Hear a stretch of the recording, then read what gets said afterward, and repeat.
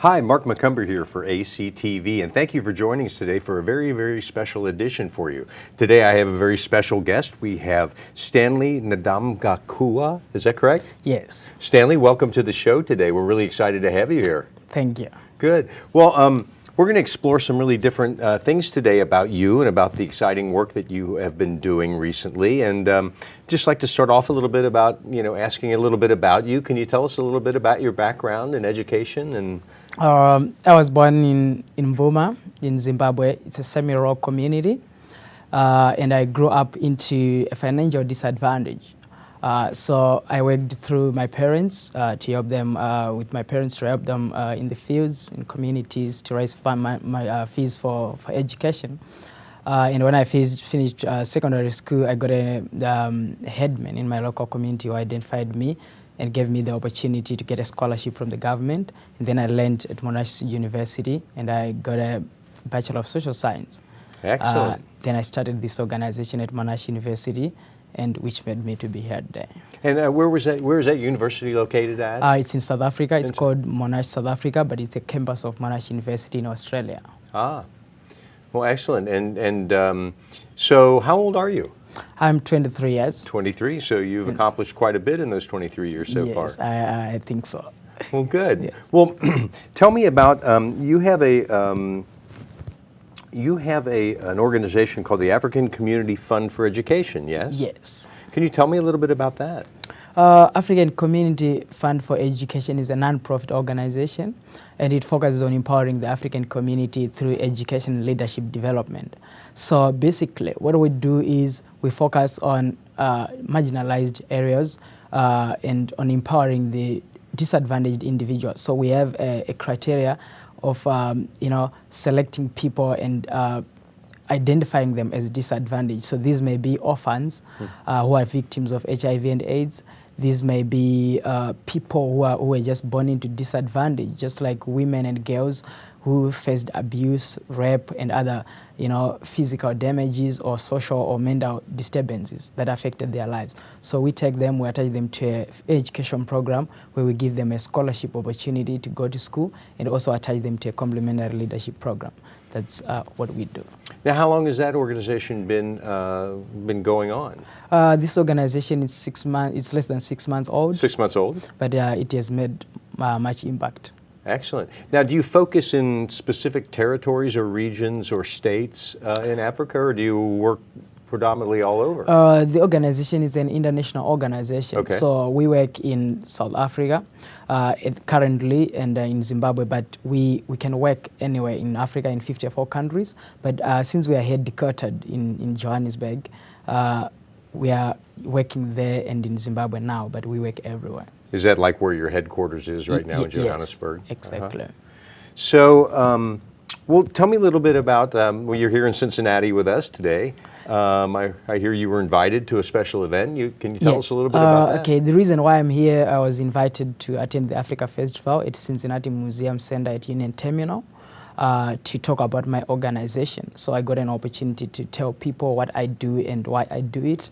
And why they should be part of me. And I also came here to launch a campaign called Dollar Campaign for Education, which is a global fundraiser, which is meant to help the ACFE group to reach as many people as it can. So I came also to look for partnerships from institutions like Cincinnati State, Michigan State University, and to work with students to have this campaign to go on.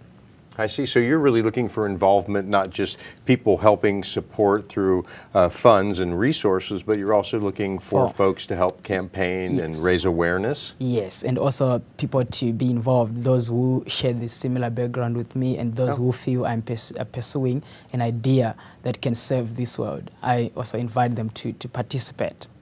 So like volunteer positions to get involved in the organization? Yes, whatever they can do. If they have qualifications for mentoring, counseling, we need them to come and talk to our students and be involved and make impact. I see. And well, that's a very ambitious endeavor. Thank you. A lot of work. How many members of your organization do you have at this point? At this point, we have 6 directors in the executive management team. We have 4 advisory people in the advisory board, and we have 1 chairman in the board of directors. And we are working in getting more people involved as well. And it is a nonprofit. Yes. Well, that's very exciting work.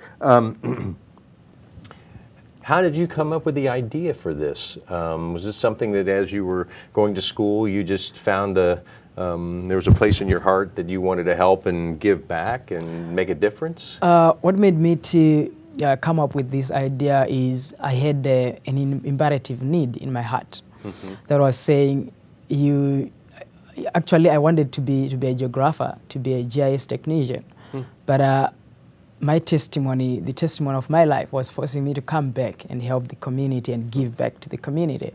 So because I grew up into financial disadvantage, and I saw how much my parents have been working hard to send me to school, and how I also helped them. I thought it a great idea when I finished school to go back and give to the community through something that is developmental, something that can focus on, helping those people who are still in the situation that I was before I received an education opportunity. So to me, because the education opportunity that I received helped me so much, it was very important for me to think of giving other people the same opportunity, because to me, it's something that works. It's something that has been proven. If I look at myself now, I can say an education opportunity is the best way to empower a human being. Yes. And that probably is so by helping folks become educated, and it increases awareness. And yes, and also the other thing is when I went to Monash University, I became involved into the community. I was elected twice as the president of the Society of Monash University's Geographers Environmentalists, and I was also involved in the Monash Alumni Student Mentoring Program as a mentee. So I had my mentor called Sarah Cousins in Australia. She helped me to get an insight in how the community works. She also helped me to understand poverty and how it affects other youths. So I also worked after that I went on to serve as the residence mentor at Monash Residential Services, and that gave me the quality of being a mentor myself. So all these qualities I developed, leadership qualities, mentoring qualities, they couldn't really go anywhere except to come back to the community and serving the community. Yes. Well, that makes sense. That's a good mission. Yes. That's a very good mission. Well, this is really an exciting endeavor that you've gotten yourself into, Yes. and very exciting that you're able to travel and bring the word to others, and looking for friends and affiliates Yes. to work along with you. So what is your principal means of fundraising? How have you been working to not only increase awareness, but to increase your resources? Okay. What I've been doing is when I started thinking of the idea, I went to introduce my idea to the author of Dear Africa, who is called Andrew Taonashe. So he then started to encourage me to pursue the African dream, to live it and to own it. So that gave me, he gave me support. He supported me financially, and he worked with me until today to make sure that my things go well. But I also have friends that I got here in the United States, which include people like Cedric McDonald, who have been working so hard to make sure that we put the programs into place and people start going to school. But we also get funds by partnering with other organizations. Just like now, I've begun working with Cincinnati State, students at Cincinnati State and students at Michigan State University, so that we can promote this fundraising program called Dollar Campaign for Education, and so that we can also promote exchange programs between Monash, South Africa, and Michigan State University, Monash, South Africa, and Cincinnati State. So that's how we raise funds. But we also have people who feel that the cause that I'm pursuing is the cause that really affects their heart. So we have individuals who come in and give, but we also do simple fundraising events to raise funds. Oh, any specific fundraisers coming up at this time? Yes, we have a plan to. I'm partnering with an organization called a Big Family Inc. We are planning a soccer event here in the United States in June. So I might be back here in June to do that fundraiser, which we hope is a multi-million-dollar event. And in Zimbabwe, I'm looking into getting into hotels and do fundraising dinners. I'm also looking into do conferences in Zimbabwe. I'm also looking into doing this campaign in South Africa in the universities and to encourage students to be proactive. So if you have the soccer event, where are you thinking about holding that? Sorry, I beg your pardon? Where would the soccer fundraiser, where would that be? That would be here in Cincinnati. Oh. So because it's not really my idea, but it's the idea of the organization that I'm partnering with. Sure. It's their fundraiser that they do all the time, but because they understand the need for finances in our organization, they accepted that we can work together. Oh, good.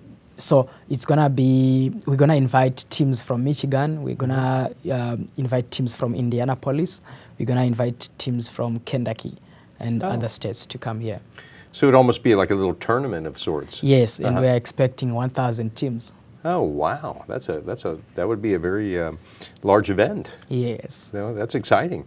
So make sure you get some music for your event. Music always draws people, and it's always good to have performers to come. Yes. I do quite a few of those myself, as I'm a performer, and so I'm always giving my time and musical talents to fundraisers. So give me a call if you need somebody when you do that. Yes, we definitely do. Thank you. Well, that's really exciting, and just kind of opens a lot of door of opportunity for you to partner with affiliates, educational institutions to raise awareness and bring the notice. And I think folks are in their hearts are opening up a lot more to helping people. Yes. And if they have the resources to do it, they find, I think there's a lot of generosity in the world and people stepping up to try to do things when they can.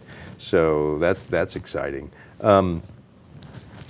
Well, there's a lot of things we see in the media. A lot of folks who have been putting a lot of attention into Africa. Recently, Sean Lennon's been doing a thing about helping with water, and George Clooney's been doing some awareness, and of course Angelina Jolie, and a lot of folks have been trying to do the best they can with their celebrity statuses, if you will, to kind of bring attention to it. So tell me a little bit about your efforts to help get control of the poverty in Africa, because there's a lot of challenges. There's a lot of things. Tell me, can you elaborate on that a little bit? Yes. Okay. When I was thinking of how I can model my idea, I looked at the UN Millennium Development Goals. So I decided to take this Millennium Development Goal that focuses on eradicating extreme poverty and hunger in Africa. So that's the goal that we are trying to pursue, but we are trying to do it through developmental means, because we have so many problems in this world and in Africa as well, but we can't solve them alone. If we are a panel of people who are millionaires and billionaires, we still can't finish those problems. So I designed a program that empowers the person to have an independent mind, the mind that can help them to solve their own problems rather than us always being on the giving side. So just like the government of Zimbabwe, when they sent me to school, they only gave me mental resources, an opportunity to get educated, and right now I've managed to devise solutions for my own problems. I even managed to help the family, the sisters. And when I was satisfied that I've helped the family and the sisters, I went on to help the community.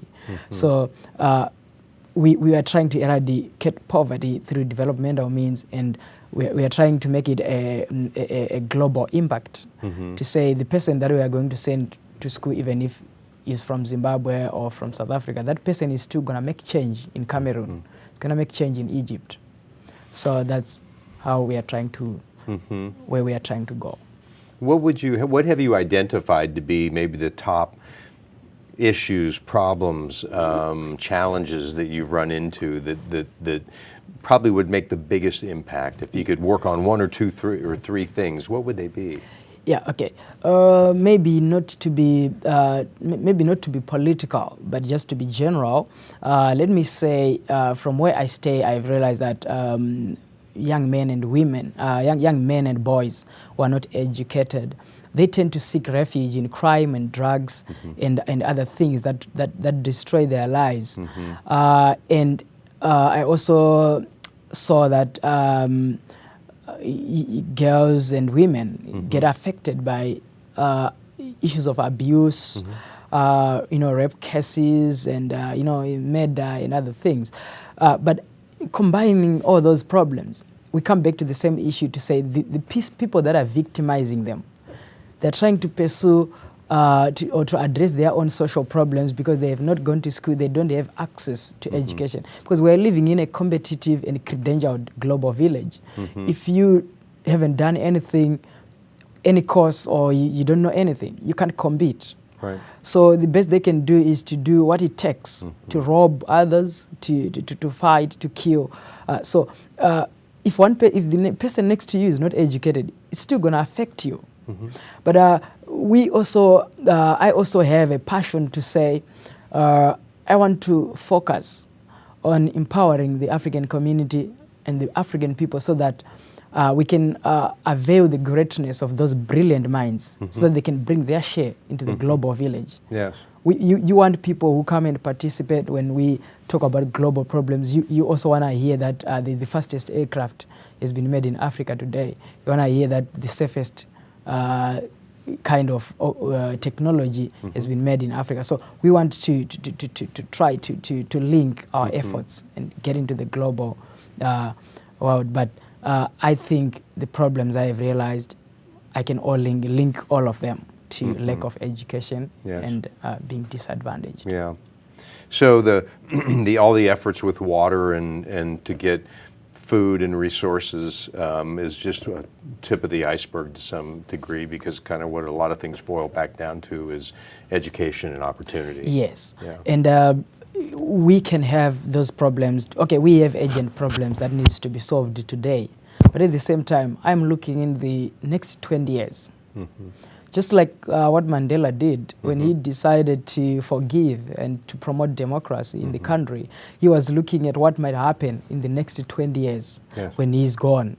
Yes. So I'm also looking at what might happen in the next 20 years. We might give people food today, healthcare, and other things that they need. But in the next 20 years, do we have assurance that we are going to still be able to provide for everyone? We don't have that assurance. But the assurance that we have is we are creating great minds that will continue to devise solutions that are better than the solution we think we have today. Yes. So that's the ideology, and I think it's powerful.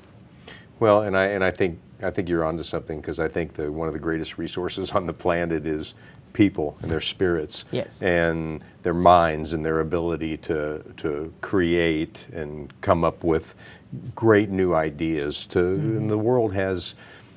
The world as a unified planet has a lot of challenges. Exactly. We do as a planet, and so every country has its challenges. Everybody has similar kind of things, and I think that's the commonality in humankind, is that we all have that. And I think when you take politics and religion out of all of these equations, you really end up with people.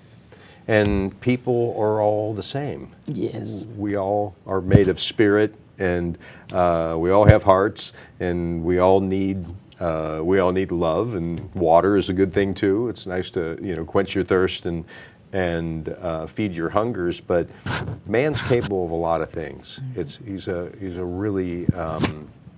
He's an amazing instrument in a lot of ways, and I use that term because I'm a musician. But man has an incredible amount of potential, and we kind of all are underutilized to a degree. So it's really nice to see when people such as yourself have the vision to say, what if I were to take this life that I've been given, and I become educated, and I have this quest, and I have this desire to try to make a difference in the world. And I find it to be very admirable of someone that is your age that has that vision in that wake-up call? Because as you mentioned, a lot of people would go down a different road. They might choose a road that would lead them into drugs or lead them into, and like I say, we all struggle from the same challenges and Exactly. choices to make. So I think it's exceptionally admirable that you've found such a great mission, and that you've been a great leader already by starting this organization and finding people to help you, which is always hard. It's, to find people to buy into your vision. Buy into, Yeah, it is. It's difficult. And you start getting a little momentum, and things start picking up, Yes. and things get bigger and bigger, and you get Yeah. a bigger audience, Yes. And when people see things or the way that the organization is today, they would think that I think it was easy to get it here, but it was a struggle. But you really have to fight for it. Sure you do. It's like a good sporting event. If you're going to win the soccer game, you gotta give it the extra mile. You gotta when you're sweating and hurting a little bit, you gotta suck it up and try a little harder to do it. But I think that's one of the joys of finding something that you really truly love, and Yes. it comes from inside, heart, yes.